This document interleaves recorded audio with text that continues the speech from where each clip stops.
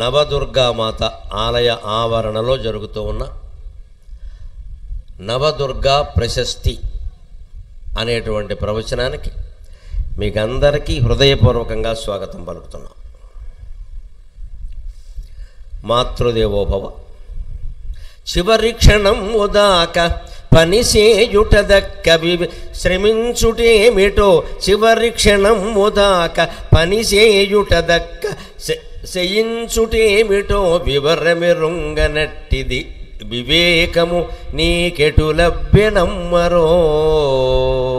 అమ్మా, చివరి క్షణం ఉదాక పనిసేయుటదక్క చేయించుటేమిటో వివరమెరుంగనట్టిది వివేకము నీకెటు లభ్యనమ్మరో. ఎవరికి లేని ఓపిక మహీతలమంతటి ఓర్పు, ఎవరికి లేని ఓపిక మహీతలమంతటి ఓర్పు నీకు దేవి వరముగా నొసంగెను, నీకు దేవి వరముగా నొసంగెను. కవిత్వము చాలదు నిన్ను తింపగన్, కవిత్వము చాలదు నిన్ను తింపగన్. అమ్మవారి ఆలయం ఆవరణలో 9 రకాలుగా దుర్గాదేవి మనకి దర్శనమిస్తోంది కదా. ఆవిడకున్న రూపాలలో మొదటి రూపం శైలపుత్రి, 2 బ్రహ్మచారిణి, 3 చంద్రఘంట, 4 కూష్మాండ, 5 స్కందమాత, 6 కాత్యాయని, 7 కాళరాత్రి, 8 మహాగౌరి, 9 సిద్ధిదాత్రి. ఇన్ని రకాలుగా దర్శనమిస్తున్న అమ్మవారిని ఇక్కడ కార్యకర్తలు, ఒక కుటుంబం ప్రత్యేకంగా దాని ఆధ్వర్యం అంతా చూస్తూ చేస్తున్నారు. ఎంతో కాలంగా మీరు అమ్మవారి అనుగ్రహానికి పాత్రులయ్యారు. ఈవేళ ఆ అనుగ్రహం మనకి స్థిరంగా ఉండాలంటే ఏం చేయాలో తెలుసుకుంటాం. ప్రవచనం అంటే అది. అందుకే ముందు మాటగా నేను శైలపుత్రి అనేదానికి అన్వయం అయ్యేలాగే ఈ ప్రార్థన చేశాను. చివరి క్షణం ఉదాక పనిసేయుటదక్క చేయించుటేమిటో వివరమెరుంగనట్టిది వివేకము నీకెటు లభ్యనమ్మరో. మనిషికి దైవానుగ్రహం కలగాలి అంటే కాళ్ళు చాపేసి కూర్చుంటే కుదరదు. మన పనులు మనం చేసుకోవాలి. వీలైతే ఇంకా ఇతరులకు సాయం చెయ్యాలి. ఇప్పుడు ఇక్కడ ఉన్న వాళ్ళలో, మీ ఇంట్లో ఉన్న వాళ్ళలో 60 ఏళ్ళు దాటిన వాళ్ళని చూస్తే ఆడ మగ ఎవరిని చూసినా మీకు ఈ విషయం అర్థమవుతుంది. ఆ తరం పెద్దవాళ్ళు ఎవరు ఇతరుల చేత చేయించుకోవడానికి ఒప్పుకోరు. పైగా వాళ్ళు మనస్సులో భగవంతుడిని ఎప్పుడు ఏం ప్రార్థిస్తారంటే కాలు చెయ్యి బాగుండగా తీసుకుపోమ్మా అని అడుగుతారు. వాళ్ళు పెద్దగా బతకాలను కూడా ఉండదు వాళ్ళకి. కాలు చెయ్యి బాగుండగా తీసుకుపోమ్మా, ఎందుకు వచ్చింది, మంచాన పడితే చేసేవాళ్ళు ఎవరు, ఎందుకు చేయించుకోవడం అంటారు. ఇదే జీవిత రహస్యం. కాలు చెయ్యి బాగుండగా తీసుకుపోమని అమ్మవారిని అడగడం కాదు. కాలు చెయ్యి బాగుండాలంటే మనం ఏం చేయాలంటే వాటికి కాస్త పని చెప్పాలి. ఇవాళ ఆధునిక తరంలో యువతీ యువకులకే గుండెపోట్లు వస్తున్నాయి. ముఖ్యంగా యువకులకి 25-30 ఏళ్ల వాళ్ళు గుండెపోట్లు వస్తున్నాయి, క్యాన్సర్లు వస్తున్నాయి, ఊహించని జబ్బులు వస్తున్నాయి. ఎందుకు వస్తున్నాయో ఆలోచించండి. శరీరానికి విశ్రాంతినిస్తున్నారు, మనస్సును ఎక్కువ శ్రమ పెడుతున్నారు. మా చిన్నతనంలో మేము చదువుకునే రోజుల్లో మా మనస్సు కంటే శరీరాన్నే ఎక్కువ శ్రమ పెట్టాం. రోజు ఆటలే, రోజు తిరగడమే. సెలవు రోజుల్లో ఇంట్లో ఉంటే మా నాన్నగారు కోప్పడేవారు. ఇంట్లో ఉంటా పెట్టరా, పని లేకుండా గుడిపాములాగా బయటికి వెళ్ళి ఆడుకో అనేవారు. ఏదో ఆడుకో అనేవారు. ఆ ఆడుకోవడంలో బోల్డు శ్రమ కలిగేది శరీరానికి. కాస్త తిండి గట్టిగా తినేవాళ్ళం, ఇంటికి వచ్చి బాగుండేవాళ్ళం. ఇవాళ శారీరక శ్రమ తగ్గిపోయింది. ఇంగ్లీష్ మీడియం చదువుల వల్ల, ఇంజనీరింగ్ చదువుల వల్ల, సాఫ్ట్వేర్ ఉద్యోగాల వల్ల శారీరక శ్రమ తగ్గిపోయింది. ఇలాగే నే కూర్చున్నట్టే కుర్చీలో కూర్చోవడం, ఏదో 2 గంటలు, గంటన్నర అయితే పర్వాలా, 12 గంటలు, ఇలా 12 గంటలు కూర్చోవడం. కూర్చుని ఏమైపోతుంది, చదువుకున్న విద్యార్థులు ఎవరైనా గమనించండి. మీరు కూర్చుని లేచాక ఆ కూర్చున్న చోట చేయి పెట్టండి. ఏసీ రూములో మీరు కుర్చీలో కూర్చున్నా సరే కుర్చీ వేడిగా ఉంటుంది.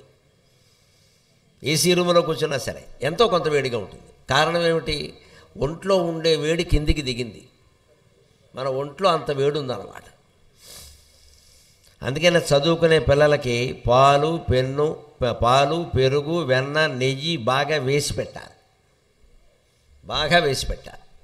ఒక తల్లి వెనక 2 కొడుకులు ఉంటే ఒక అతను పొలం పని చూసేవాట, ఒక అతను ఏదో చదువులో పెట్టారు. ఈ ఉన్న పొలం ఇద్దరికి సరిపోదు, ఒకళ్ళైనా ఏదో చదువుకుంటే ఉద్యోగం చేసుకుంటారని పెట్టారు. ఈ చదువుకునే అబ్బాయికి బాగా వెన్న నెయ్యి పెరుగు వేసి పెట్టి, ఈ వ్యవసాయం చేసుకునే వాడికి చల్లటి నీళ్ళ మజ్జిగ వేసి పెట్టి, కొన్నాళ్ళకి వీడికి అనిపించింది అమ్మకి వాడంటే ఎక్కువ ప్రేమ, వాడికేమో పెరుగు వేస్తుంది, నాకేమో మజ్జిగ వేస్తుంది, ఆ మజ్జిగ కూడా నీళ్ళ మజ్జిగ అని చూశాడు. 1 నెల 2 నెలలో చూశాడు. తర్వాత అడిగేశాడు, ఇంకా అమ్మ నీకు వాడంటే ఎక్కువ ఇష్టం, అందుకని ఆయనకి పెరుగు వస్తున్నావు, నాకేమో మజ్జిగ వస్తున్నావు, ఏంటిదంటే చెప్పింది, ఇద్దరు నా కన్నబిడ్డలేరా, నాకు తేడా ఎందుకుంటుంది నీకు తెలియదురా, వాడు కూర్చున్న చోట చేయి పెట్టి అని చెప్పింది తల్లి. అతను చదువుకుని లేచాక అక్కడ చేయి పెడితే నాపరాతి అరుగు మీద వేడి కనపడింది. అంత వేడి ఉంటుందిరా చదువుకునేవాడికి ఒంట్లోనూ. ఆ వేడి తగ్గాలంటే పాలు పెరుగు ఇవన్నీ ఉండాలమ్మా.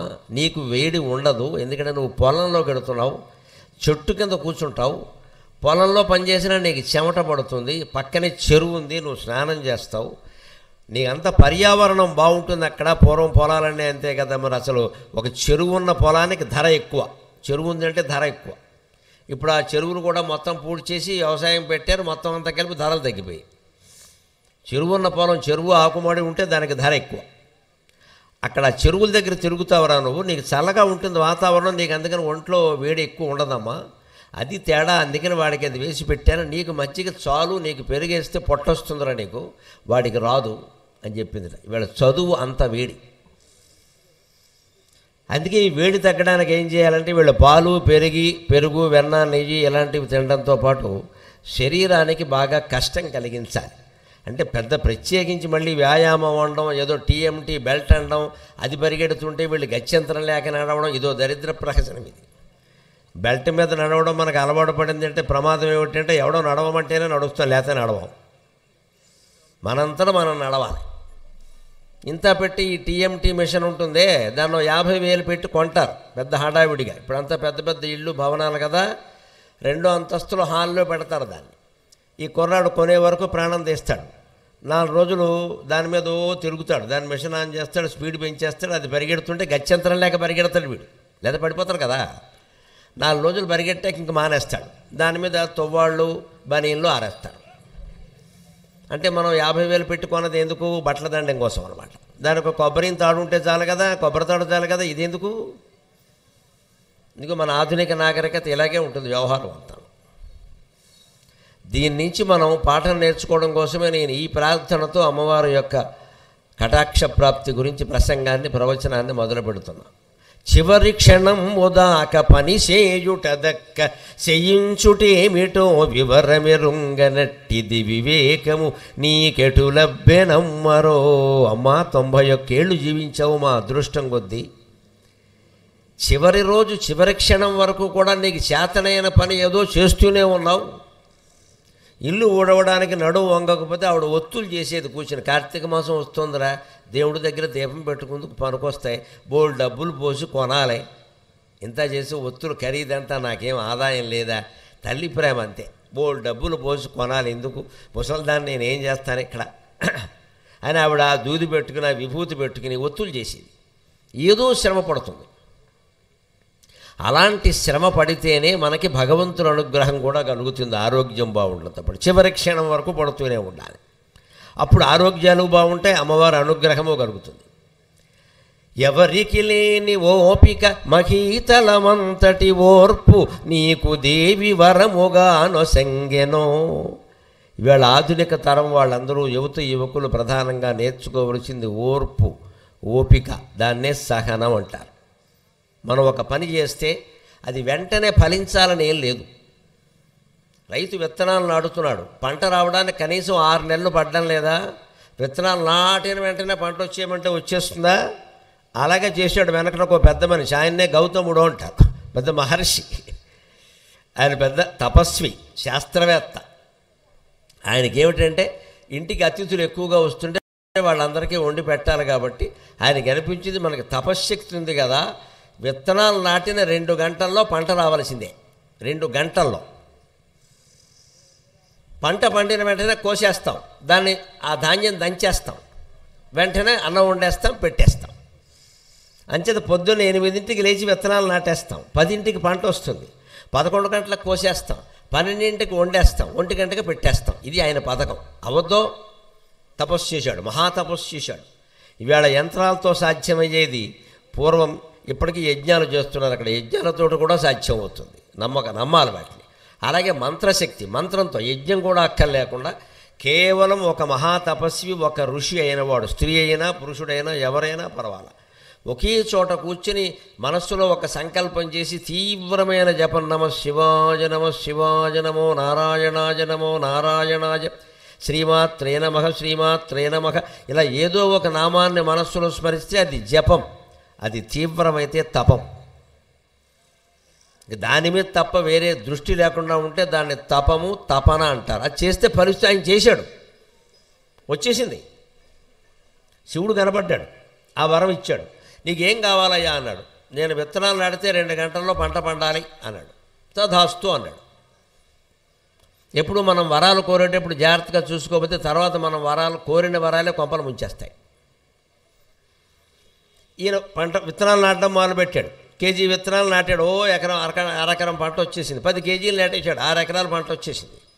అక్కడి నుంచి అతిథుల్ని పెంచేశాడు. రోజు 10,000 మందికి భోజనాలు పెట్టాడు. ఓవర్ యాక్షన్ అంటారు దీన్నే. మనం చూడండి, సాధారణంగా ఒక వ్యాపారం చేసేవాడు ఒక వ్యాపారంతో ఉన్నాడు, పక్కనే మళ్ళీ కొవ్వూరులో బ్రాంచ్ పెడతాడు, రాజమండ్రిలో బ్రాంచ్ పెడతాడు, మొత్తం అన్నీ పోతాయి చివరికి. ఇక్కడ తాళ్ళపూడిలో ఉన్న సరిపోదు, మళ్ళీ రాజమండ్రిలో ఒకటి పెడతాడు, ఇంకాస్త బాగుంటే హైదరాబాద్ కూడా పెడతాడు. ఇన్నెందుకు? నువ్వు నీ కుటుంబం బతకడానికి తాళ్ళపూడిలో ఉన్న దుకాణం చాలు. పైగా ఇవాళ ఎవరికి 10 మంది పిల్లలు లేరు, ఇద్దరే, ఎవరికైనా సరే ఇద్దరే. కాబట్టి ఇద్దరికి ఆ దుకాణాన్ని పంచవచ్చు, మహా అయితే ఇంకోటి, అంతకంటే ఇలా. పూర్వం వ్యాపారాలు చేసిన వాళ్ళంతా అలా పక్కపక్కనే పెట్టుకునేవాళ్ళు, కలిసిమెలిసి ఉండేవాళ్ళు. 4-5 శాఖలు పెట్టేసరికి ఏమవుతుంది వ్యవహారం? ఒక శాఖలో ఆయన స్వయంగా ఉండి చూసినట్టుగా అవతల శాఖలో పెట్టిన మనిషి పనిచేయడు. దుకాణాలు పెంచేయచ్చు, గదులు దొరికితే మనుషులు దొరకద్దు, సరైన వాళ్ళు, నిజాయితీ కలిగిన వాళ్ళు, కష్టపడి పనిచేసేవాళ్ళు దొరకద్దు. ఒకరో ఇద్దరు దొరుకుతారు, మిగిలిన వాళ్ళు ఎవరన్నా మేనేజర్ని పెడతాడు, వాడేం చేస్తాడు? మొత్తం మింగేస్తాడు. లేదు, ఆ బ్రాంచ్ సొంతం చేసేసుకుంటాడు. ఆ వ్యాపారం తెలిసింది కాబట్టి అసలు వాడికి ఎసరెట్టేస్తాడు. ఇదంతా ఎందుకు వచ్చింది? మన దురాశ వల్ల వచ్చింది. నువ్వు ఉన్నదాంతో సంతృప్తి పడకుండా ఎందుకు ఈ బ్రాంచీలు పెంచుకుంటూ పోయావు? సరిగ్గా పాపం గౌతముడు చేసిన పని ఇదే.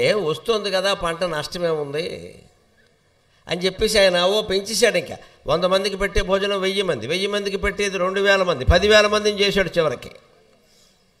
ఇదంతా ఈయనకి రోజు 10,000 మందికి గౌతముడు ఉచితంగా భోజనం పెడుతున్నట్టు అనేసరికి ఈ తిన్నవాళ్లలోనే, ఈ ఋషి వర్గంలోనే, బ్రాహ్మణ వర్గంలోనే, పండిత వర్గంలోనే అసూయ వచ్చేసింది.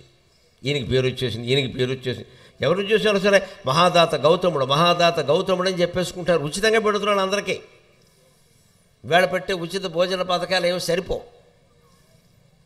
అది కొంప మునిగింది. దాంతో అందరికీ అసూయ ఇచ్చేసి, అందులో కూడా తపశ్శక్తి ఉన్నవాళ్ళు ఉన్నారు కాబట్టి ఎలాగైనా సరే ఈయనకి గుణపాఠం చెప్పాలి, ఇంత పేరు ఈయనకి రావడం ఏంటి అని అసూయపడి వాళ్ళ తపశ్శక్తితో వాళ్ళు గోవును సృష్టించారు. లోకంలో ఉండే అసూయలు మంచివాడిని కూడా పాడు చేస్తాయి. నువ్వు మంచిగా ఉంటానంటే సరిపోదు, ఎవరో నీ మీద అసూయ పడుతున్నారంటే అసూయపడే స్థితిలో మనం ఎందుకున్నామో కొంచెం ఆలోచించుకోవాలి. మనం మామూలుగా ఉన్నవాడు పడుతుంటే మనం ఏం చేయలేం, కానీ అంత సంపద మనకెందుకు అని ఆలోచించాలి. ఈయన పాపం అలా ఉన్నాడు, అసూయపడి గోవుని సృష్టించారు. సృష్టించి ఈయన పండిన చేలోకి వదిలేశారు. అది పంట వేసేస్తుంది. ఆయన కోపం వచ్చింది, మరి గోవుని ఏమీ కొట్టకూడదు కదా, అందుకని నేనేం చేశాడు, గడ్డి పరక తీసి హాయ్ అన్నాడు. దాని కర్మ కాలింది, ఈ గడ్డి పరక్కే చచ్చింది, గోహత్య అయిపోయింది. వెంటనే బ్రాహ్మణులు అందరూ వచ్చి, అదిగో గోహత్య చేశావు, గోహత్య చేసిన వాడు మొహం కూడా చూడకూడదు, నీ చేతితో పెట్టిన అన్నం మేము ఎలా తింటాం అని మొత్తం 10,000 మంది బహిష్కరించారు. ఇదే అతిగా చేస్తే వచ్చే ప్రమాదం అంటే ఇదే. గౌతముడు మామూలుగానే పంట పండేలా చేసి 6 నెలలకు వచ్చేటువంటి ధాన్యాన్నే దాచుకుని దాన్నే వండిపెట్టి రోజుకు 10 మందికి భోజనం పెడితే ఆ 10 మందే వచ్చేవారు, మహా అయితే 20 మంది వచ్చేవారు. ఆయనకు సంతృప్తి ఉండేది, నేను నలుగురికి పెట్టానని. ఆయన ఈ తపశ్శక్తి ఉపయోగించి 2 గంటల్లోనే పంట పండేలా చేసి ఇదంతా ఎందుకు వచ్చింది? ఓపిక లేక, సహనం లేక. 6 నెలలు పంట పండే వరకు